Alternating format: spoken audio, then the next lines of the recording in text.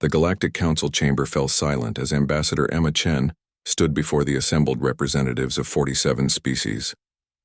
Her dark eyes swept across the amphitheater, meeting the gazes of beings who had ruled the stars for millennia. Behind her, Commander Elijah Morrison stood at attention, his military uniform a stark contrast to the flowing robes and exotic garments of the alien dignitaries.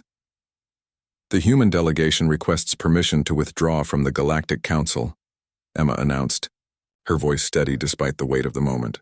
Effective immediately, a ripple of chittering humming and electromagnetic pulses coursed through the chamber, the various species' expressions of shock and, in some cases, barely concealed satisfaction.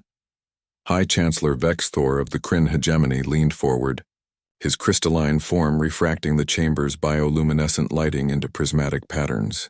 "The Council acknowledges humanity's request. We must say, Ambassador Chen, we are surprised it took you this long to recognize your limitations." Emma's jaw tightened, but she maintained her diplomatic composure. Elijah, however, shifted slightly, his hands clasping behind his back with deliberate control.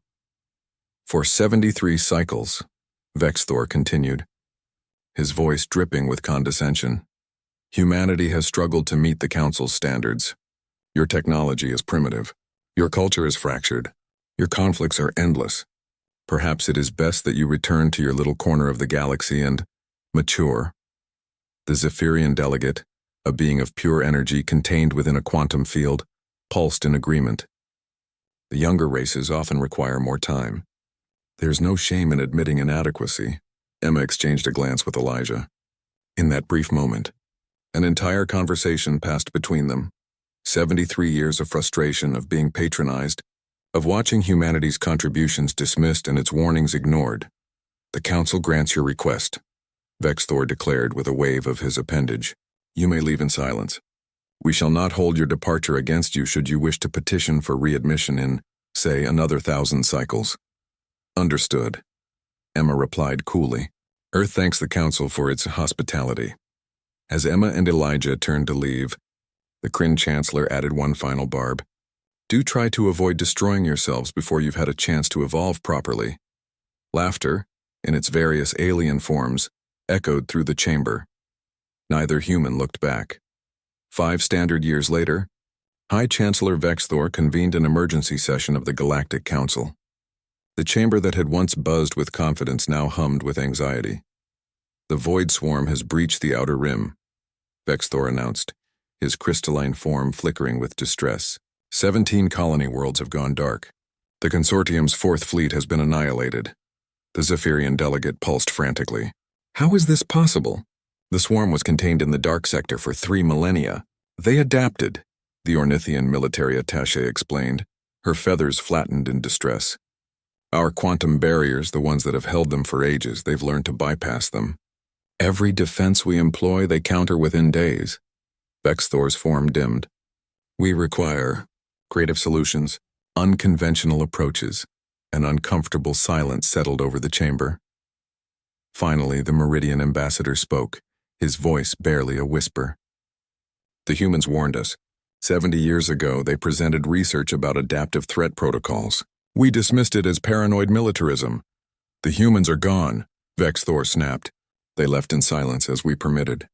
"They wanted nothing more to do with—" "The humans are thriving," the Meridian interrupted, a rare act of defiance. "Our scouts report that the Sol system has become a fortress.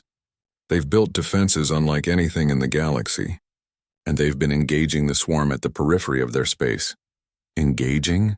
the Zephyrian pulsed. "You mean they're fighting?" "Winning," the Meridian corrected. "They've destroyed 3 swarm incursions in their sector. Complete annihilation. No survivors on either side, but the swarm retreats from human space now." Vexthor's form flickered with something that might have been hope or desperation. "We must contact them. Request their assistance." "Surely they wouldn't. 3 delegations have already tried," the Ornithian cut in. "The humans are cordial. They listen politely. They offer humanitarian aid for refugees, but military assistance." She ruffled her feathers. "Ambassador Chen told our envoy, and I quote, 'The Council should have more time to mature.'" A collective gasp rippled through the chamber. "They're using our own words against us," someone muttered. Vexthor slumped in his seat, What of Commander Morrison? He was military. Surely he understands the strategic necessity. Admiral Morrison, the Meridian corrected. He's now the Supreme Commander of the Human Defense Fleet. When our delegation met him, he was less diplomatic than Ambassador Chen. He said humanity had spent 73 years trying to contribute, trying to help the Council prepare for threats. He said we had called them primitive, fractured, and inadequate. But that was before. He said that humanity's primitive approach to warfare, our fractured independent thinking, and our inadequate willingness to fight dirty, those were exactly the traits needed to combat an adaptive enemy, like the swarm, and we had thrown it away, Vexes. Thor felt the weight of realization crushing down upon him. Did they refuse entirely? The Meridian's bioluminescent patterns flickered with something resembling pity. Admiral Morrison said that if the Council formally petitions for aid, and formally acknowledges that it erred in dismissing humanity's contributions, they would consider it. But he was clear. Humanity will not subordinate itself to Council authority again. They'll fight as allies or not at all. Allies? The Zephyrian pulsed in disbelief. The younger race wants equality? No, the Meridian corrected softly. They want respect. There's a difference. Vexthor looked around the chamber at the assembled representatives, species who had ruled the galaxy with unquestioned authority for thousands of years. Now they faced extinction, and their only hope lay with the species they had dismissed and mocked. Prepare the formal petition, Vexthor said finally, his voice hollow, and pray that humanity's memory is shorter than our own arrogance.